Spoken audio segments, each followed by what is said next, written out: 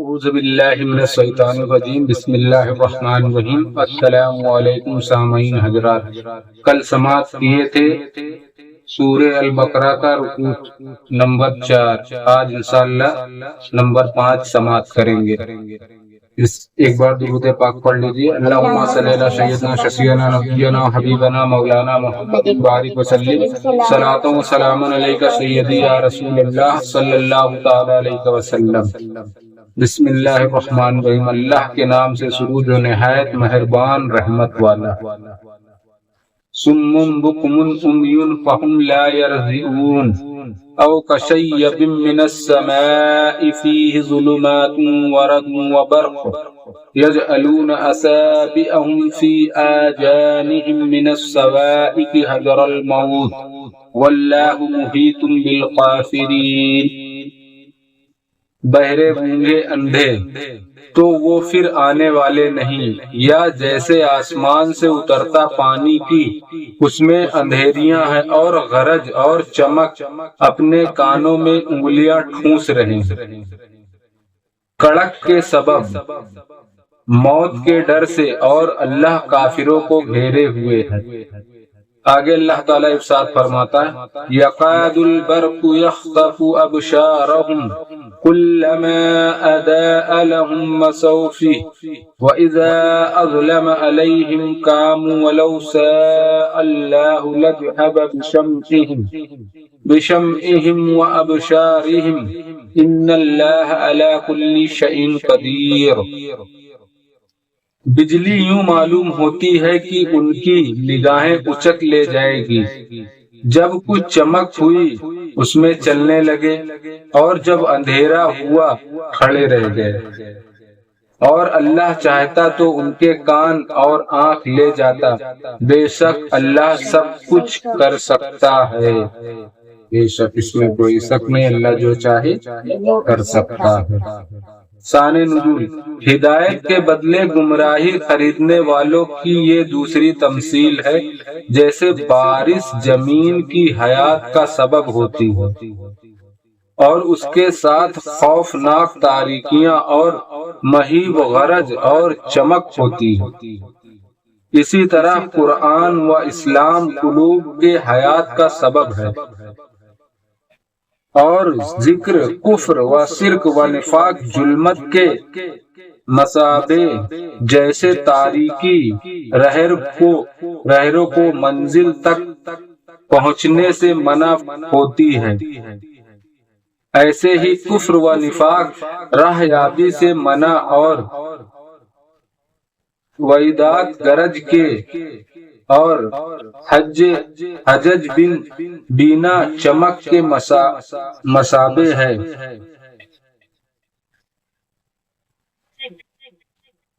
شان نزول، منافقوں میں سے دو آدمی حضور صلی اللہ تعالی علیہ وسلم کے پاس سے مشرکین کی طرف بھاگے، راہ میں یہی بارش آئی جس کا آیت میں ذکر ہے۔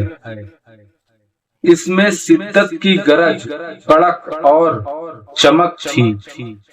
جب گرج ہوتی تو کانوں میں انگلیاں ٹھونس لیتے، جب بادل تیز گرجتا تو کانوں میں انگلیاں ٹھونس لیتے، ایسے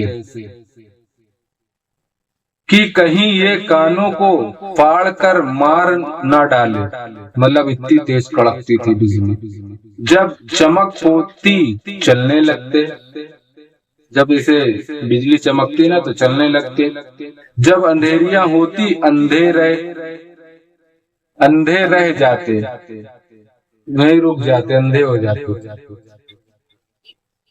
آپس میں کہنے لگے خدا خیر سے صبح کرے تو حضور کی خدمت میں حاضر ہو کر اپنے ہاتھ حضور صلی اللہ تعالی علیہ وسلم کے دستے اقدس میں دیں۔ کیا کہنے لگے دونوں؟ کہ صبح ہو جائے خیر سے کسی طرح سے، پھر صبح اپنا ہاتھ حضور صلی اللہ علیہ وسلم کے دستے مبارک میں دے کے ایمان کے لیے بولیں گے۔ چنانچہ انہوں نے ایسا ہی کیا اور اسلام پر ثابت قدم رہے۔ پھر وہ پیارا کا صلی اللہ علیہ وسلم کے دستے مبارک پر اسلام قبول کیے، پھر اسی پہ رہے، ثابت قدم رہے۔ ان کے حال کو اللہ تعالیٰ نے منافقین کے لیے مثل کہاوت بنایا، جو مجلس شریف میں حاضر ہوتے تو کانوں میں انگلیاں ٹھوس لیتے کہ کہیں حضور کا کلام ان پر اثر نہ کر جائے، جس سے مر ہی جائیں۔ اور جب ان کی مال و اولاد زیادہ ہوتے اور فتح و غنیمت ملتی تو بجلی کی چمک والوں کی طرح چلتے اور کہتے کہ اب تو دین محمدی سچا۔ جب جنگ ونگ لڑتے، کہیں فتح ملتی اور وہاں سے مال غنیمت ملتا، پیسہ ویسا، تو پھر کیا کہتے کہ یہ تو دین محمدی سچا ہے۔ ہاں، مال وال دیکھتے۔ اور جب مال و اولاد ہلاک ہوتے اور کوئی بلا آتی تو بارش کی اندھیریوں میں ٹھٹک رہنے والوں کی طرح کہتے کہ یہ مصیبتیں اسی دین کی وجہ سے۔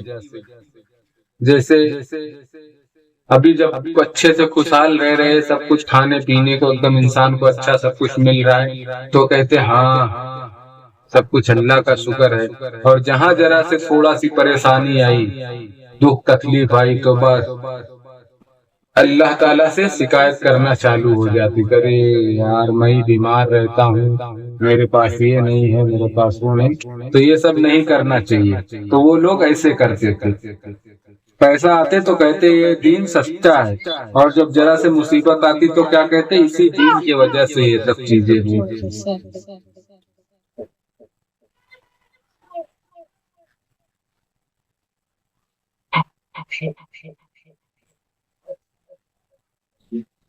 کی وجہ سے ہے، اور اسلام سے پلٹ جاتے۔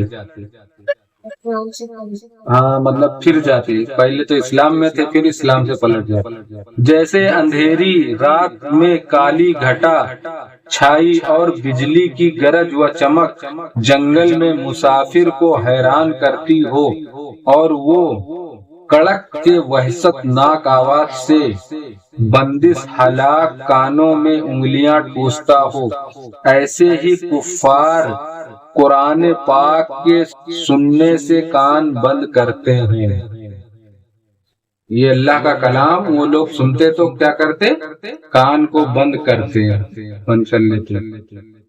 اور انہیں یہ اندیشہ ہوتا کہ کہیں اس کے دل نسی مضامین اسلام و ایمان کی طرف مائل کر کے باپ دادا کا کفری دین ترک نہ کروا دیں۔ اگر سنتے تو وہ سوچتے کہ کہیں اس پہ ہمارا کہیں ایمان نہ جائے، ہمارے باپ دادا کا جو کفری دین تھا، بت پرستی، وہ چھوٹ نہ جائے، جو ان کے نزدیک موت کے برابر ہے۔ لہذا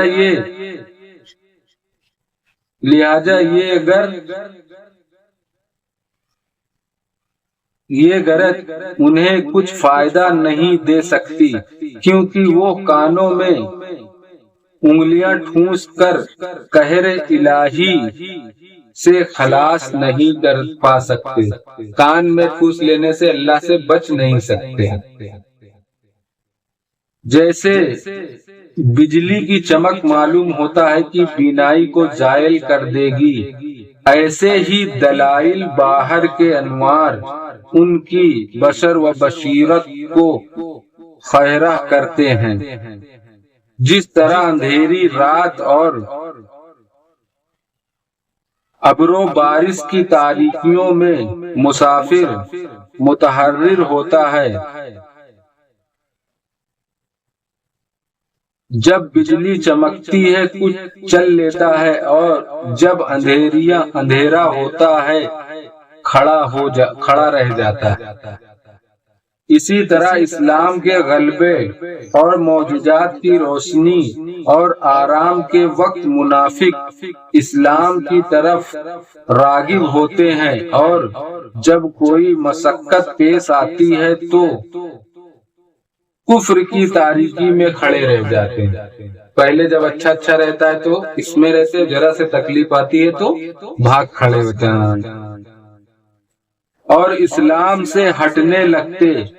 اسی مضمون کو دوسری آیت میں اس طرح ارشاد فرمایا، اجادوا الی اللہ ورسولہ لیحکم بینہم اذا فریق منہم معرضون وَإِن يَكُن لَّهُمُ الْحَقُّ يَأْتُوا إِلَيْهِ مُذْعِنِينَ، یعنی اگرچہ منافقین کا طرز عمل اس کا مقتدی تھا، مگر اللہ تعالی نے ان کے شمع و بشر کو باطل نہ کیا۔ مسئلہ اس سے معلوم ہوا کہ اسباب کی تاثیر مشیت الہی کے ساتھ مشروط ہے، بغیر مشیت تنہا اسباب کچھ نہیں کر سکتے۔ مسئلہ یہ بھی معلوم ہوا کہ مشیت اسباب کی محتاج نہیں، وہ بے سبب جو چاہے کر سکتا ہے۔ صدق اللہ العظیم۔ باقی انشاءاللہ کل اس کا چھٹا رکوع سورہ البقرہ کا سماعت کریں گے۔ اللہ کی بارگاہ میں دعا کریے۔ بسم اللہ الرحمن الرحیم، صلی اللہ علیہ نبی الامی وآلہ صلی اللہ علیہ وسلم، صلاۃ و سلام علیک سیدی یا رسول اللہ صلی اللہ تعالی علیہ وسلم۔ یا اللہ یا رحمان یا رحیم یا مالک القدوس، یا اللہ ہم نے جو قرآن پاک کی تلاوت کی اس کا پڑھنا سننا قبول عطا فرما۔ یا اللہ قرآن پاک کی تلاوت کرنے میں کسی قسم کی غلطی گستاخی بے ادبی ہو، اپنے رحم و کرم سے معاف عطا فرما اور ہم سب کو صحیح پڑھنے کی توفیق عطا فرما۔ یا اللہ تفسیر ترجمہ بھی صحیح پڑھنے کی توفیق عطا فرما۔ یا اللہ تیری بارگاہ میں استغفار کرتے ہیں، استغفر اللہ ربی من کل ذنب واتوب الیہ، استغفر اللہ ربی من کل ذنب واتوب الیہ، استغفر اللہ ربی من کل ذنب واتوب الیہ۔ سبحانک ذی العزۃ عما یصفون وسلام علی المرسلین والحمد للہ رب العالمین۔ لا الہ الا اللہ محمد رسول اللہ صلی اللہ علیہ وسلم۔